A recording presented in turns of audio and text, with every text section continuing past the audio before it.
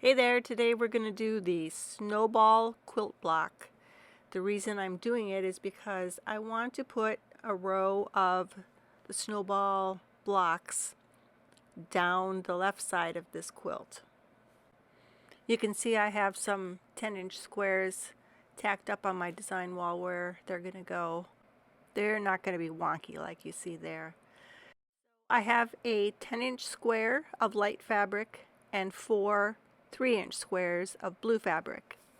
And as you can see, this isn't just plain fabric. Normally it would be just fabric because I want it to blend with the top of the quilt. I'm using fragments from the quilt top for the blue squares. Okay, here you can see where you will be stitching. So you're going to stitch corner to corner across those blue squares.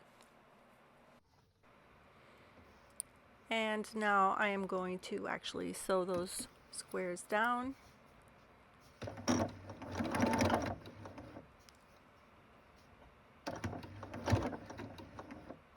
It might actually help if I had my needle threaded. Maybe I need new glasses.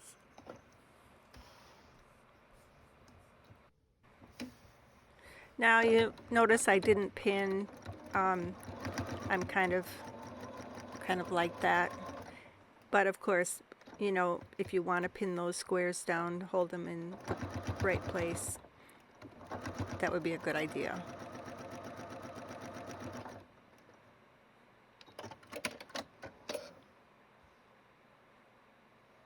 I always think I'm such a rule follower, but then I guess I'm not such a rule follower. Okay, I'm going to speed this up for you. And the last one.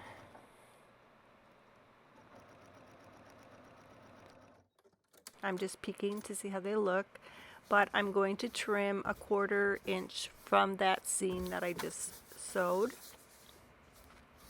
I'm going to do that to all 4 corners, and then I'm going to press it. And that's it. That's how you make this block.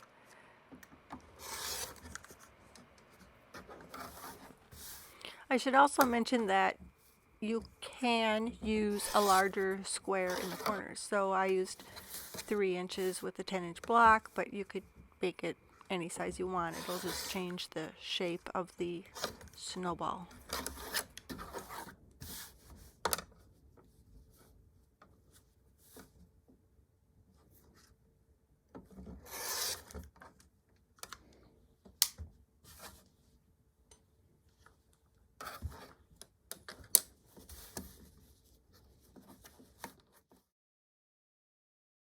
You can see there how the corners of the snowball blend with the rest of the quilt.